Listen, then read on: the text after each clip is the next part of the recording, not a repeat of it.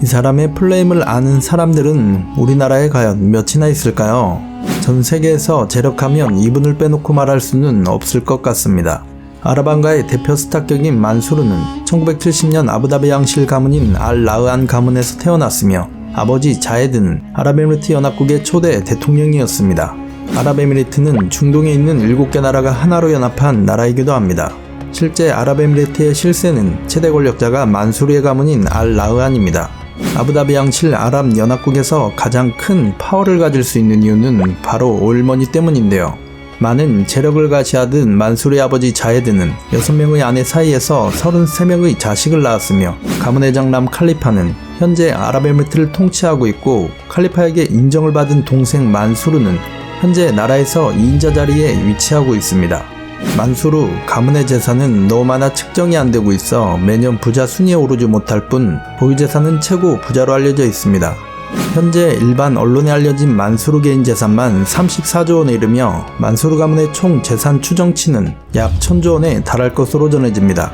한편 대한민국 재계서열 1위 삼성일가의 총 재산은 36조 원인데 만수르 가문은 삼성가의 28배에 육박하는 막대한 재산을 보유하고 있는 것입니다. 그런데 이런 세계 최고의 부자 가문이 한국을 찾아 화제가 되었습니다. 만수르의 2살 아래 동생인 압둘라 외교부 장관이 지난 9일 강경화 외교부 장관과 회담을 가졌는데요. 세계에 눈길이 집중된 이유는 C19 사태 확산 이후 타국의 외교장관이 한국을 찾은 것은 이번이 처음으로 알려져 외교가에서는 그만큼 아랍에미리트가 한국을 특별하게 생각한다는 것으로 해석하고 있습니다. 과거 C19 사태 발생 시 한국의 친구 국가라고 했던 나라들은 한국이 개발한 전염병 진단 키트를 폄하했고 한국인 입국을 금지시켰으며 한국인이라는 이유로 부당한 대우를 받게 했습니다. 하지만 아랍에미리트는 한국의 진단 키트를 사용해줬고 모든 나라들이 한국인의 입국을 금지시켰을 때 마지막까지 한국을 믿어준 국가였습니다. 이런 아랍에미리트가 한국을 특별하게 생각하기 때문에 우리에게 깜짝 놀랄만한 선물 한 보따리를 선사했습니다. 최근 자칫하면 프랑스 원전 업체에게 운영권을 뺏길 뻔했으나 재차 마음을 바꿔 한국에게 모든 운영과 관리를 맡기기로 최종 결정했습니다. 대한민국이 최초로 수출한 원전이 바로 아랍에미리트가 요청한 바라카 원전인데요. 여기서 바라카 원전이란 지난 2009년 12월에 아랍에미리트의 원자력 공사는 한국전력의 APR1400을 최종 선택하여 200억 달러 규모의 원전 사기 계약을 말합니다. 아랍에미리트가 무려 22조 원을 지불한 바라카 원전은 그 당시 한국에겐 엄청난 수출 계약인 것이죠. 그리고 향후 60년간 원전을 운영하고 담당하는 한국이 받을 수 있는 금액은 무려 490억 달러 하나로 59조 원에 육박하며 수출까지 합치면 90조 원 규모의 엄청난 사업입니다. 최근 드디어 10년 만에 바라카 원전이 완공되었는데 결과물이 공개되자 한국에 대한 극찬이 쏟아지고 있습니다. 아랍에미리트 현지 매체 칼리즈 타임즈는 바라카 원전은 아랍에미리트의 야심을 상징하며 바라카 원전의 건설은 세계적인 모범 사례이다라고 전했고, 아부다비 왕세자이자 아랍에미리트군 부사령관인 모하메드도 바라카 원전을 보더니 아랍에미리트의 역사적으로 중요한 프로젝트이며 이 놀라운 성과가 자랑스럽다. 아랍에미리트와 한국 사이의 전략적 파트너십과 특히 원자력 분야의 협력은 감사한 일이다라며 한국에 대한 극찬과 찬사를 아끼지 않았습니다. 세계 여러 국가들이 아랍에미리트와 협력국이 되기 위해 안달이 났지만 오직 한국의 손을 들어주었습니다.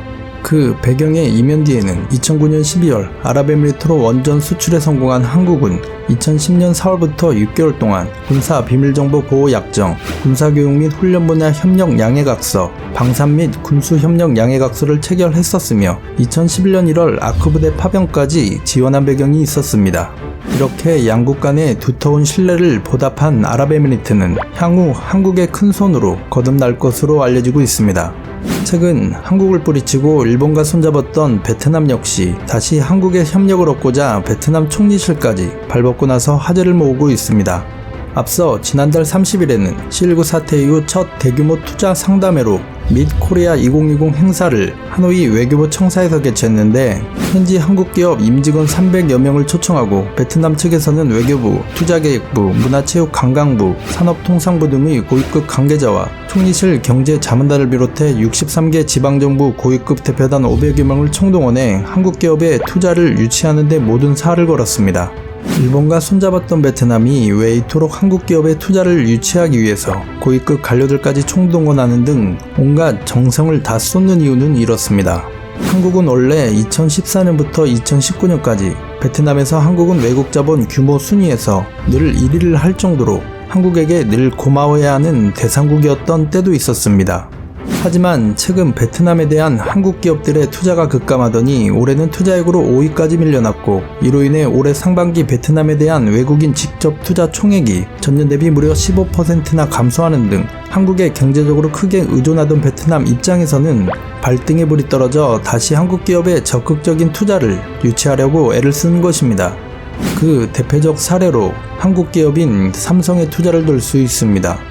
베트남 현지에서 16만 명에게 일자리를 창출하는 삼성은 베트남 투자를 기존의 1170억 달러에서 2000억 달러로 대폭 확대하는 것을 검토 중입니다.